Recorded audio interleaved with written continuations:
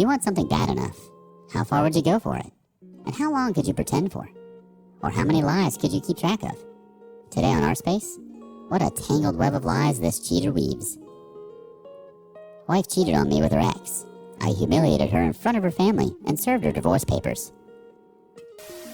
Main story. I never expected that I would witness something like this in my own life, which I was used to hearing from different people or maybe on social media. But going through something like that in reality can shatter your world. I'm a simple man and work as a professor at a university.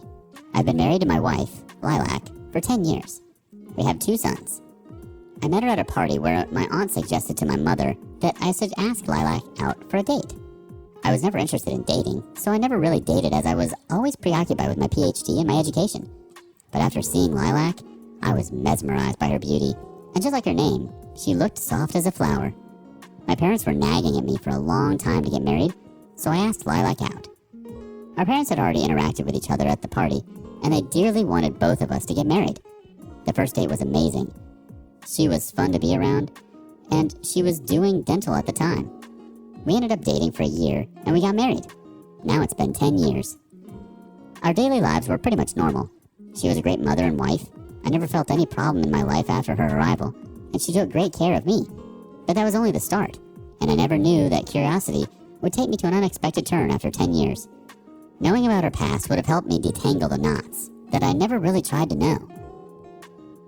Things were going smoothly, and never in 10 years of marriage had I doubted her until 1 month ago, and on a random day, things turned very rough for both of us.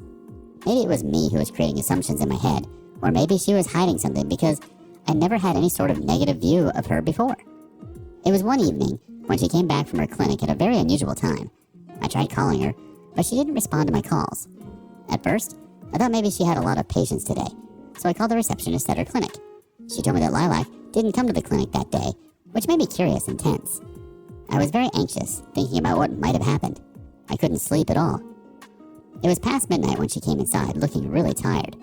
I was going to ask her why she took a leave today. Before I could even say a word, she walked past me and said she had lots of patients today and she wanted to sleep. After hearing her lie to my face and meanwhile knowing the truth, I just sat there on the couch anxiously, thinking about what could be the reason behind her lie. And that was something new. I was irritated and annoyed by this, but then I decided to try to sleep because it was already late and I had work tomorrow. I went inside the room and saw her wearing her office clothes with her legs hanging from the bed. I took her in my arms and laid her properly. What could have been worse than realizing your wife, who never touched alcohol in 10 years of marriage, reeked badly of alcohol? I covered her with a blanket and looked at her face. She was sleeping peacefully and unbothered. I wanted to avoid any kind of conversation in the morning, so I left for work early in the morning. I couldn't sleep at all because I kept thinking about it. I had to prepare question papers for my student's upcoming exam, so I thought waking her up in the morning would be a bad idea as it would lead to stress and arguments for both of us. I came back from work and saw her car in the parking lot. While petting my cat on the front porch, I saw Lilac through the window. She was texting someone, smiling and blushing. As soon as I went inside, she immediately put her phone aside and started helping our elder son, James, with his homework. She always hugged me and kissed me, and this time, her smile faded after looking at me. She greeted me with a rough hello, which sounded uninteresting. It was very awkward to face such an unusual thing in just one day. Later that evening, I asked her to bring me a warm cup of coffee. She had the cup of coffee in one hand and was texting someone with another, smiling. I looked over at her once and then looked away. But my second look saved our younger son Max from getting burned with a coffee on his head, all while her mother was busy texting someone. God knows who. I shouted at Lilac for the first time in our 10 years of marriage for her carelessness. She kept apologizing, so I told her that I wanted to talk to her about a few things. I let the boys play video games for a while so we could have a proper conversation. Instead of asking where she was last night, knowing this might give her a hint, I asked her where her attention was and to whom she was talking on the phone. She looked at me apologetically, and as she was going to say something, her phone started buzzing. It happened 3 times, which made me very annoyed, and she apologized. She told me that she met an old friend the day before yesterday, and last night they both decided to catch up. So that's the reason behind her being late. She still didn't tell me that she was not in her clinic or about the alcohol thing. Agree over this or not, but hiding information does count as minor cheating. What is bothering me is that it is almost midnight now and I still see she's up online and chit-chatting on her phone. You're right, OP. If there was nothing to worry about with this old friend of hers, she wouldn't have lied to you. Not only that, but she's clearly living on another planet. Her mind and possibly her heart are elsewhere. We see that in the carelessness with your young son. And honestly, did she think you wouldn't question things after her behavior changed with you? Update 1. It's been a month since the last update. As I have already mentioned before, I was preparing questions for my student's exam, so I was so busy with my schedule that I failed to make an update. On the same night, seeing her having a conversation with someone at 4 a.m. in the morning wasn't unusual, but the conversation that I overheard made me realize otherwise. I would like to quote it for you all to read. "Nah, it wasn't a dream marriage of mine. He's boring and outdated, and I'm tired of the vanilla sex every time. God, I need spice in my life. Oh, you want to?" Probably the reply to her wanting spice in her marriage. Was it really an outdated, boring person? Did I really fail as a husband? I thought she was happy with me. Did the arrival of a new friend change everything? Who is even the new friend of hers? She always slept in my arms, sometimes bought me flowers, and treated me so well. I can't believe hearing all of that. I went back to my side of the bed. I heard her footsteps, and the door opened. She came back, got inside the blanket, hugged my back like nothing happened, and fell into a deep slumber. As for me, my instincts was clearer than water, and at the back of my head, I knew she was drifting away from me. Honestly, after that night, I got suspicious of her and started following her. Everything went downhill, and it was worse than what I expected. If a person is capable of minor cheating, then eventually they have something big under their sleeves. I couldn't sleep at all, and my head was pounding pretty badly. After having breakfast, I told her that I could drop her off at the clinic. She didn't respond at first, and then she told me that she was going to meet James's teacher at the parents' meeting. It was amusing. Doesn't she know that the meeting was yesterday and I already attended that? But I kept track of the lies she was feeding me. I didn't say a word and left for work. On my way to the office, I got a call from her clinic. The receptionist asked me why Lilac hadn't come to the clinic for 3 to 4 days. She was not even responding to the calls and texts properly. The patients had taken prior appointments, and when the doctor didn't turn up, they were very frustrated because they had their appointments on the respective days. One thing was leading me to another, and my doubts were getting clearer day by day. Instead of being upset, I decided to see it through my own eyes. I immediately completed my work and let my intern do the rest of it. I left my office and went to her clinic, knowing she wouldn't be there. I entered the clinic and called her. She didn't pick up my call, but called me back after 2 minutes. I told her that I visited her, but she was not there. She couldn't say anything for a few seconds and then responded hesitantly that she was visiting an old patient who couldn't come to the office and had to describe the process of RCT. She was lying because when I asked the receptionist if there was any home visit appointments, she said no. I went back home and both of my sons were silently studying. Our nanny takes care of James and Max. She was an old friend of my mother and was the most trusted person. I cooked dinner for them and finished assembling the paper so I could ask for a few days of leave and follow my wife. Things went as planned, and I decided to remain silent until and unless I gathered all of the proof so I could properly defend my doubts. At the dinner table, I asked James about the meeting, and he asked me a question in return, asking what meeting I was talking about, as we had already attended the parents' meeting. The look on Lilac's face was satisfying. She took a bite and said that she just wanted to talk to James's teacher about his progress. I put my spoon aside and looked at her. She asked me what was wrong. I took a sigh and asked if she saw the progress report I sent her over the phone. She apologized and told me that she had forgotten. I asked her how she could forget something so important while being on the phone all day. She irritably asked whether I was trying to say that she does nothing except be on the phone all day. I told her no, and she was taking it the wrong way. She stood up and was very angry with my statement and shouted at me, saying that I was being baseless and that it was me who never tried to do anything for the family. Her statement made me furious, but instead of blabbering everything out, I let her speak. I asked her what she meant by this, and there, she said again, I was a boring person, and our marriage lost its spark. I laughed and told her thank you for taking the conversation the other way around to use it as a shield for her thoughts and feelings, and I continued eating my food. She left. Again at the same time, she was on a call, laughing and talking, but I didn't want to hear the conversation. I wanted to see it by myself and collect the evidence. I never checked her phone, and with such behavior, I knew she had a password. I waited till she finally fell asleep and took her phone. She did have a password. I tried many things, but it didn't open. There was one thing about her forgetful personality, was that she used to write passwords in her notebook. I took out the notebook, and there it was. The phone finally opened, and my hands were shivering from opening the text messages, but I had to. And there it was, the truth. I just sat there on the floor with the phone in my hand, scrolling down and seeing the sexting, nudes, and I love you she sent to this guy named Richard. That night I cried. I don't remember the last time I cried like this.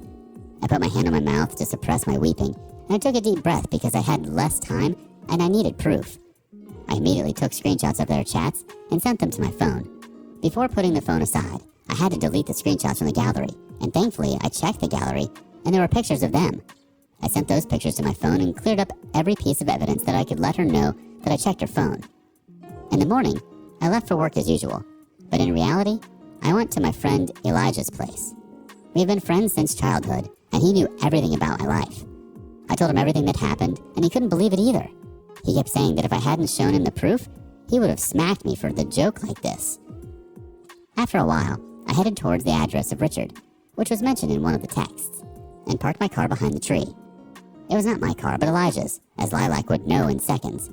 After waiting, I saw Richard outside his house with flowers in his hand, and Lilac got out of her car and hugged him tightly. I immediately took the picture and couldn't look at them for more than a few seconds. I kept wondering that if she didn't like me, a little bit of honesty could have been better and would have fixed everything. But neither did she want to lose this family, nor could she stop cheating. As much as I was heartbroken, she destroyed my ego, because in a world full of cheaters, I was so proud of myself and her for being a stable and loyal couple. She made a joke out of my calm nature. This went on for 3 to 4 days, and I collected satisfactory evidence because it was my time to pour oil into the burning fire and ruin the already ruined marriage properly. I already told everything to our nanny, and she offered to let me know when my wife came back and left the place. Our nanny called me and informed me that she was going to visit her sick relatives, so she wouldn't be there today, and I gave her the leave. I called Lilac, told her the same, and asked her to go back home so she could leave, as James and Max would be left alone. She agreed immediately. I was with Elijah, telling him and discussing what we should do about this matter. I didn't have the courage to tell these things to our parents. Suddenly, I got a call from Lilac, where she was sobbing and saying that Max fell from the ladder and broke his arms, and she was taking him to the ER. My skin turned cold and anxiety took hold of me, and I panicked, not knowing what I should do now. I didn't have the proper state of mind to drive the car, so I asked Elijah instead. When we reached the hospital, the doctor, C, told us not to worry, as it was just a minor injury, and it would heal in a few weeks. I took a sigh of relief and kissed my son's forehead while Lilac was talking to my mother on the phone. I was sitting next to James and asked him about the incident and how it happened. He told me that Max was climbing the ladder, and he shouted and called Mom many times, but she didn't listen as she was on the call, and then Max slipped and fell. After hearing this, I got so angry. I walked towards her and threw her phone on the floor. Everyone was looking at us. I screamed and shouted at her for being so irresponsible. Elijah was trying to calm me down, but I couldn't. Max could have gotten a serious injury. I said many things, and she was trying to make herself the victim by saying that I was an absent father. After hearing this, I could get closer to her and whispered in her ear that at least I was better than her and didn't screw anyone on her back. She looked frightened, like a scared cat. After that argument in the hospital, Elijah took our sons to his place, and I went back home with Lilac. We didn't say a thing on our way back, and as for remorse, she was just pretending, as I saw her texting him a few times, and that made me even more furious. What she told me blew my mind. She must have been thinking that I would sympathize with her, but I don't have any sympathy for cheaters. She told me that she dated Richard back in her high school year, and that relationship ended a month before our marriage. She never wanted to marry me, but had no choice. You see, Lilac's dad is also a dentist and had his own clinic, which Lilac was eyeing, but her dad kept a condition that she had to marry someone respectable in order to inherit that, or else it would go to her brother, who was 5 years younger to her and was also interested in pursuing dental. Richard was jobless and a rookie at the time, so she broke up with Richard and decided to marry me. She said she met Richard 1 month ago in her clinic when he visited her to get his teeth cleaned for a photo shoot, as he works as a model for a fashion design company. After meeting him again, things escalated slowly, which ended up in this. I had tears in my eyes, and she was already asking me for another chance to fix this. But it was all a play. By now, she knew quite well that Richard wouldn't marry her, and she couldn't afford to lose a stable family. She also stated that I was not her type of person, and half of the time she felt confined. In response, I asked her whether she was blaming me for having a different personality, which made her cheat, and not her own actions. She stood up and started shouting at me for not being understanding, and that's why she preferred Richard over me. I walked towards her, grabbed her by the hands angrily, and told her to shut up with all the BS and manipulation. I told her that cheating was her own choice, and that She wanted to do it, not because of me. I was so angry at her claims, and I did everything I could. I left the place and asked Elijah to drop James and Max off at their grandparents', and I will be staying at his place for a while. I have not spoken to him after arriving at his place. I just don't want to talk to anyone.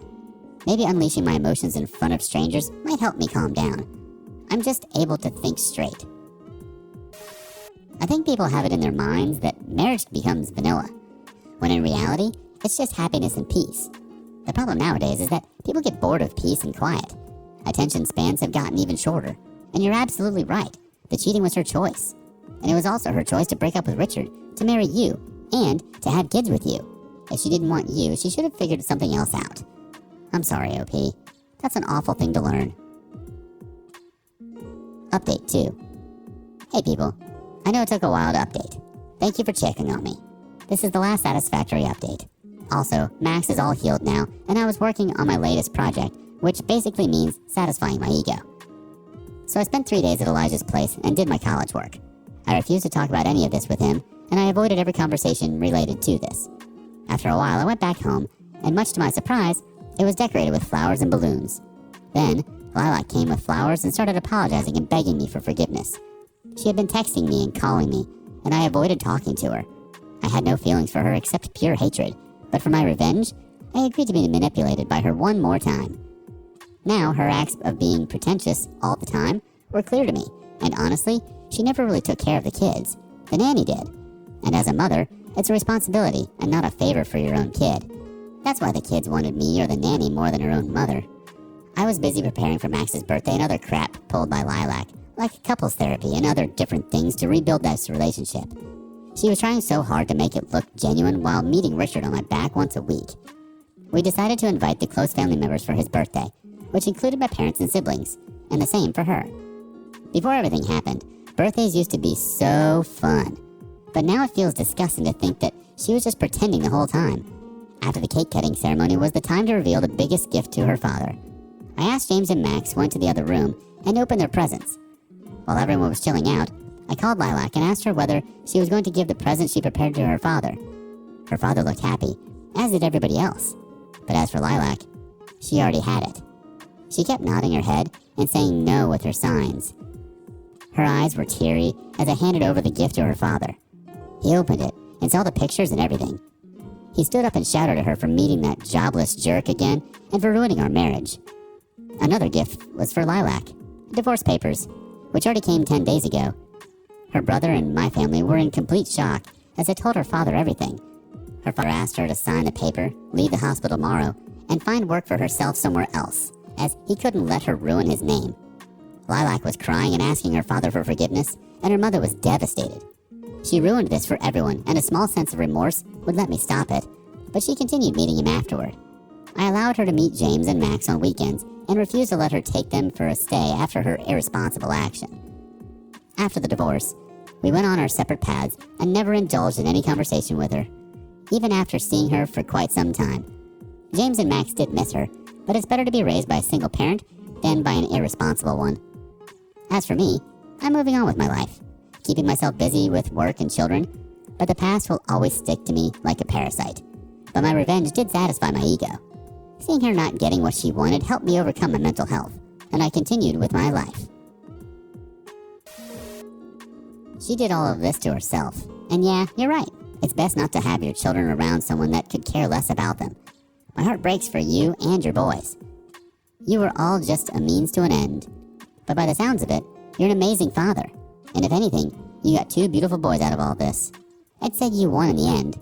She's a fool not to see that. What do you think? Do you have a similar story? We want to hear it. Don't spare the details.